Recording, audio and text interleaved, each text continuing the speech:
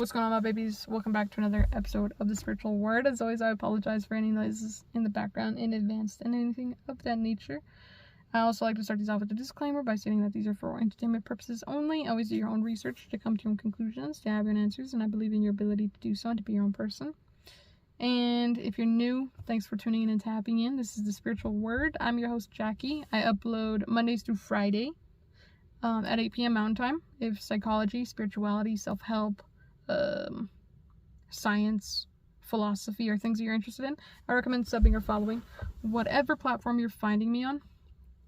I upload my podcast. I have an audio version of the podcast anywhere you can find podcasts, and I have a video version of the podcast on YouTube. So with that being said, let's jump right into today's episode. So today's episode is going to be addressing fears, and fears that you are dealing with that you don't know how to get rid of. So I always talk about meditating, especially in my very, very spiritual, directed, or directional videos, or instructional videos. And the reason that I think meditation is important is because you won't even recognize the fears until you look at the fears. And you won't look at the fears until you look at yourself. And you can't look at yourself if you're not introspecting. And meditation is huge. I feel like it's one of the only ways you can introspect, besides going to therapy. But introspection or meditation is free. And a part of me feels like I have to talk about what meditation is, just because I feel like some people might not know what it is, and that's why I want to talk about it. So meditation is just you kind of sitting and observing your thoughts and noticing what's going on in your brain until you can get to a point where you're more directional with the meditation. Let's say you're I'm contemplating, I'm going to meditate on this topic, I'm going to meditate on this thing, I'm going to meditate on my decisions, I'm going to meditate on, it gets directional the longer that you do this thing. But basically, it's sitting there and observing your thoughts. It's just being aware of your thoughts. It doesn't mean that you have to sit there and consciously think, because you're already consciously thinking. It's just you sitting from a objective standpoint and being okay, that's what I'm thinking about now. Now it's different. You're just noticing them. And once you notice them, you're in the observer state, or in the higher consciousness, or in the higher mind, or higher self, whatever you want to call it. So that's why I feel like it's really important to know what meditation is. It's just you being conscious that you're thinking. It's just you being conscious that you're conscious. It's you being conscious that you're human, that you have these emotions, that you have this body, that you have these feelings, that you have these thoughts. And I think that a lot of people get it confused because they're well, I have to stop my thoughts, I have to stop my feelings, I have to stop my mind. But that's never going to stop. You just have to be aware that they're happening, that these things are happening. And when I looked at the timer, if you've been here for a long time, if you're a returning baby, you know that my name in numbers is 321, or it's 123, whichever. And when I looked down at the clock, it was 321. So recognize that meditation isn't you sitting there trying not to think, and it's not you sitting there trying to be still as possible. It's not you sitting there and being rude to yourself. It's actually the opposite. It's you sitting there and allowing the things that are coming up to come up, and then allowing them to wash away, kind of like the waves at the beach. They come in, they come back out. The ocean isn't sitting there debating that. You know what I mean? Even if the ocean was conscious of itself, it's not something you can stop. I can't stop a wave. I don't know if you can stop a wave, but I can't stop a wave. So don't try to stop your thoughts, because if anything, that's going to make it worse, and it's going to make these thoughts, these feelings hit you 10 times harder. Trust me. And so when you're in this observing mode, once you get used to that observer mode, you can start contemplating ideas. And I would say that meditate for a week before you get into contemplating ideas or something like that. Or meditate for a month before you start doing directional stuff with your consciousness. And when I looked at the clock, it was 4:44. So I'd say do it for a month, just so you get comfy with it. And that way you'll build on the time that you're allowing yourself to do this thing. and that your mind is allowing yourself to do this thing. And I know a lot of people want to go in their daily lives, and this is one of the reasons that I don't meditate as much as I could be doing. Meditating feels good. Meditating feels like, you know, when you kind of like zone out and you're just staring at something and it's like blank and there's nothing going on and like you're not really having any thoughts. You are having thoughts, but you're just not like conscious of it. It's kind of like relaxing.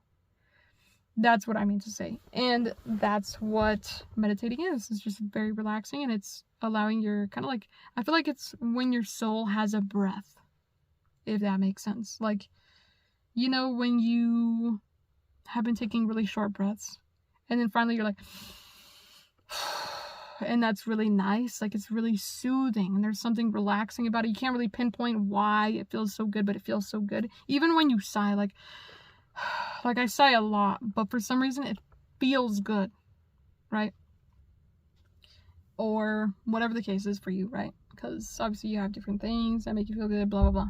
Doesn't matter. So that's what I mean by, you know, meditating feels good. Meditating feels good. You don't need to know why, but it feels good.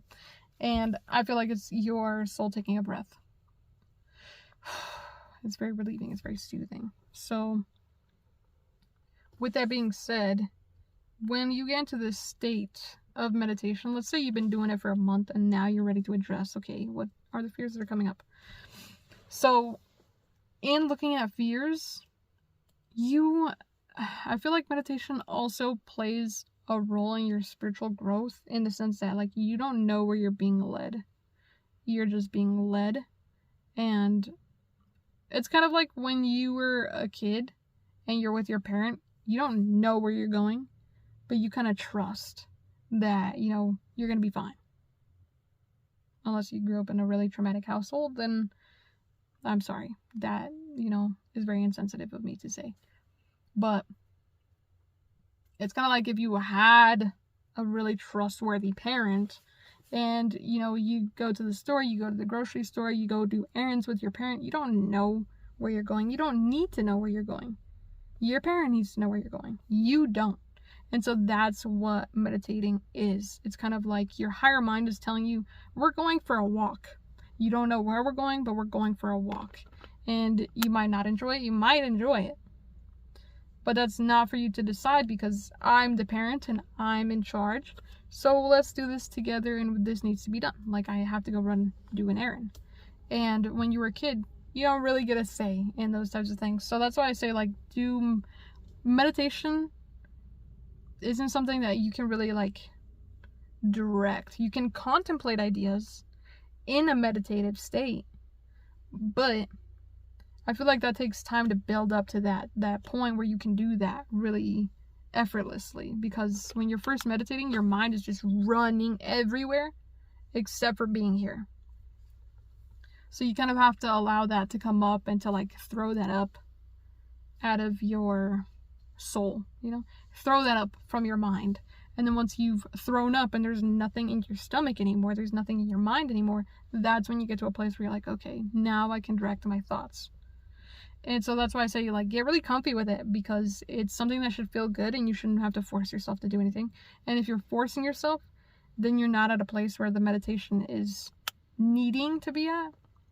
I say that loosely because sometimes it is good to, like, discipline yourself, but I feel like meditation shouldn't be a discipline. The only discipline should be meditating itself. Like, you should be meditating, but the meditation itself should be judgment free.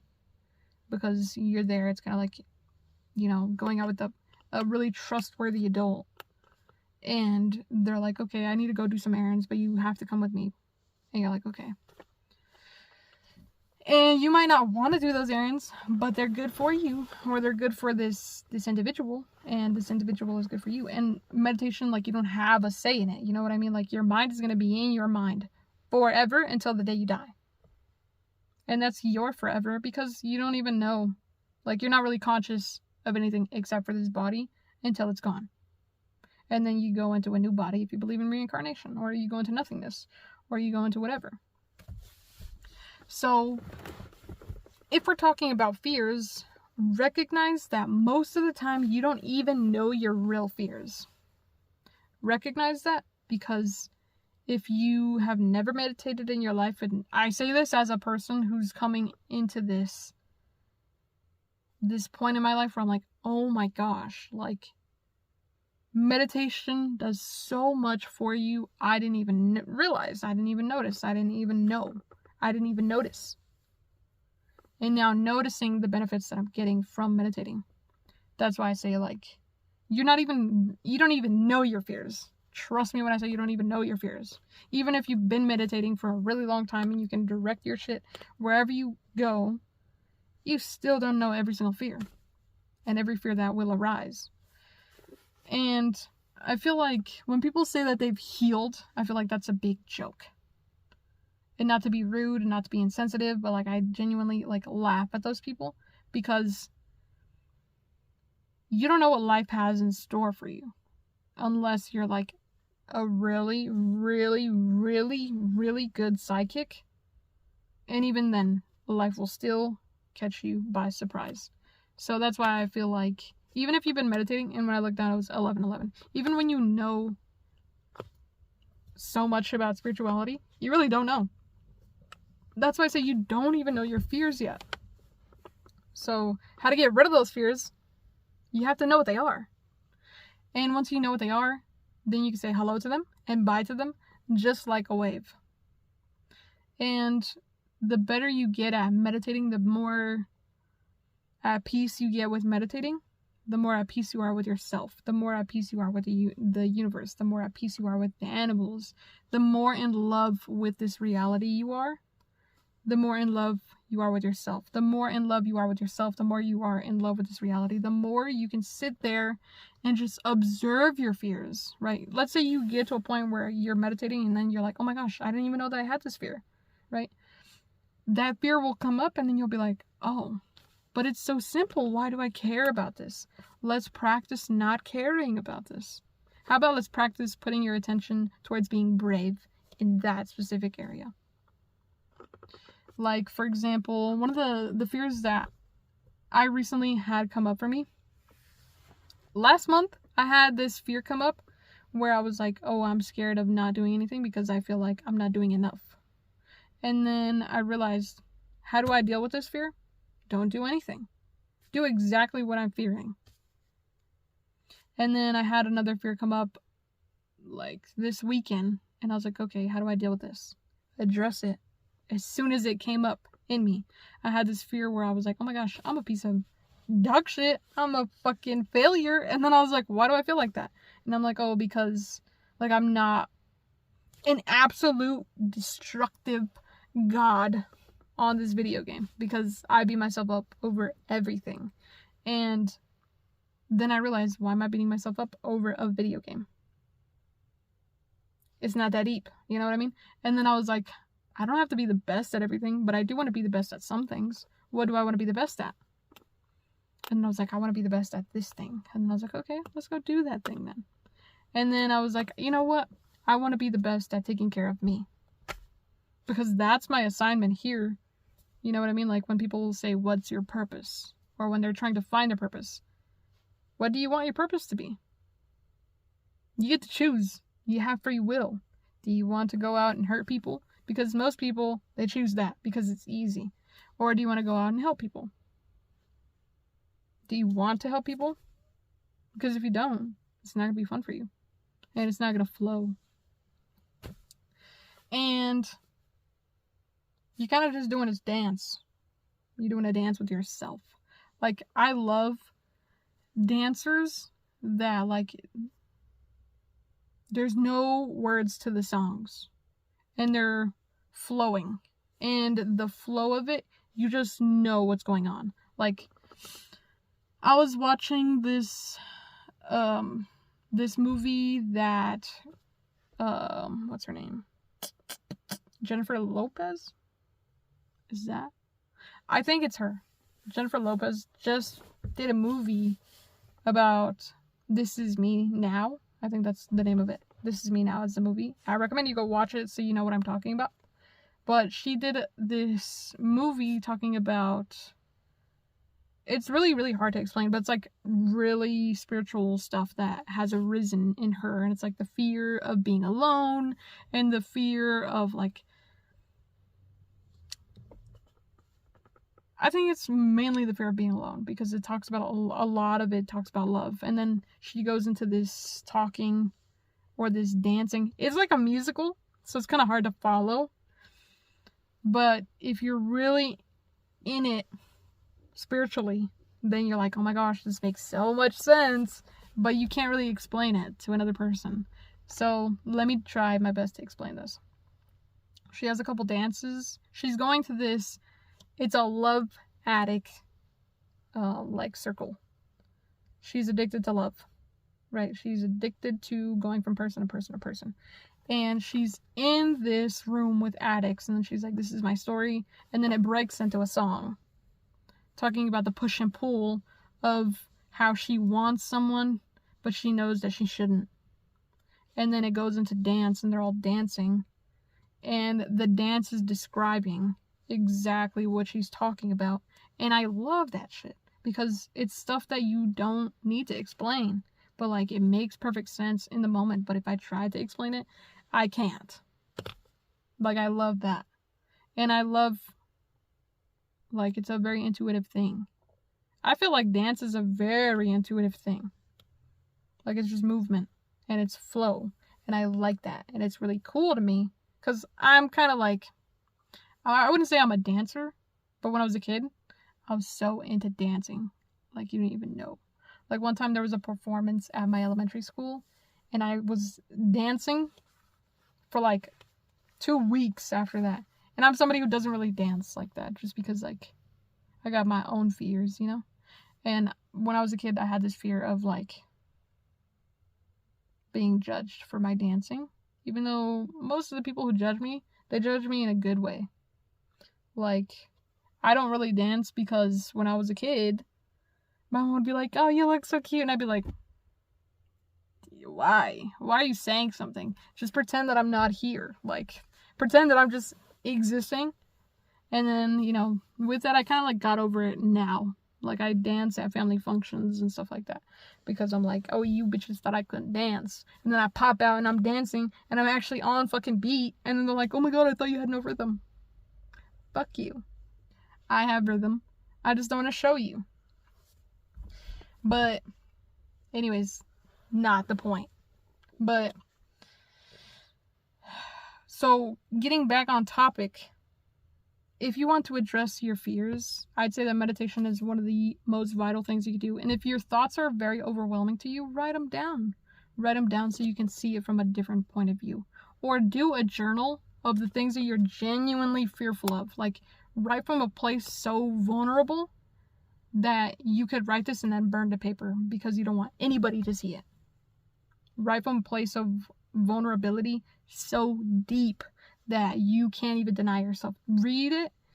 Like, hold on. Write something so vulnerable about your fears that when you read it, you fucking cry because it moves your damn self. That's what you need to write down, especially if you're somebody who gets overwhelmed with feelings and thoughts. Because if you are somebody that gets overwhelmed with feelings and thoughts, meditation could help, but it could also bring that out of you in a very not grounded or not functionable manner. And if that's not something that you're looking at doing, then I wouldn't recommend doing that. Because, you know, you should go to a therapist if that's something that you want to do. Anyway, moral of the story, if you have fears, write them down and then read them to yourself and be like, okay, if I was giving myself advice, what would I tell this person? That's what you do. That's how you get over your fears. You sit down with yourself and you're like, okay, if I wasn't me and I'm sitting here telling you, like, my story, my kid's story, I used to be scared to dance in front of my family because they'd be like, oh, that's so cute. If I was sitting from a different standpoint, if I was not myself, I'd sit there and be like, why? Why does that bother you? And then I'd answer myself and be like, well, it bothers me because I'm like, I like to not be noticed. And then I'd be like, okay, well, why do you not like to be noticed? Or why do you like to not be noticed? And I'd be like, because it's easy. And I'm like, well, going back into that, like, advice giving mode, I'd sit there and be like, well, you know, sometimes it's good to be seen too, because that's why you're existing. And I'm like, yeah, but I like the freedom of not being looked at. I like the freedom of not being observed, because then I'm labeled. And then the other part of me is like, wow, that's kind of deep. I never really looked at it like that. But at the same time, you can be as free as you want to be, even with a label. Because a label is just for us to understand it. And just because I sit here and I tell you that I'm speaking to you through a headset doesn't mean that I genuinely understand what a headset is. And I don't need to understand what a headset is. I just know that it does what I need it to do. But it doesn't mean that I need to know every single avenue. And so, you know, just like be that second person that you need to bounce ideas off of. And I feel like that will be really helpful, especially in the avenues of fears. But honestly, that's helpful in any avenue of life. So with that being said, thanks for tuning in and tapping in. I'm going to end this here just because I feel like it's been long enough. And, you know, sorry for not uploading yesterday. I just wanted to produce something with, like, actual... I was going to say gravity, but that's not the word that I want to use. But I wanted to create something that had, like, a solid... I don't know, structure? I don't know what I'm saying. I wanted it to have some sort of meaning. So that's why I didn't upload yesterday, because like I didn't know what to talk about yesterday. And I was like, I'm not going to just go into things not knowing what to talk about, because that doesn't really help anybody. You know, like I could just upload something that has no meaning and that'd be fine. But that's not what I want to do. So I didn't. And for that, I apologize, but I also don't apologize. I just want to let you know why I didn't upload yesterday. And sometimes I forget that vocabulary is not like my strong suit. Also, I apologize for the noises in the background, because like I'm in this car and I'll be moving a lot. And yeah, so thanks for tuning in and tapping in. If you're new, you know, I recommend subbing and following, because why not? It's fun. And if you're a returning baby, thanks for tuning in and tapping in. You know I love you. Thanks for being here. I appreciate the brick out of you. And yeah, I'll see you in the next one. Peace.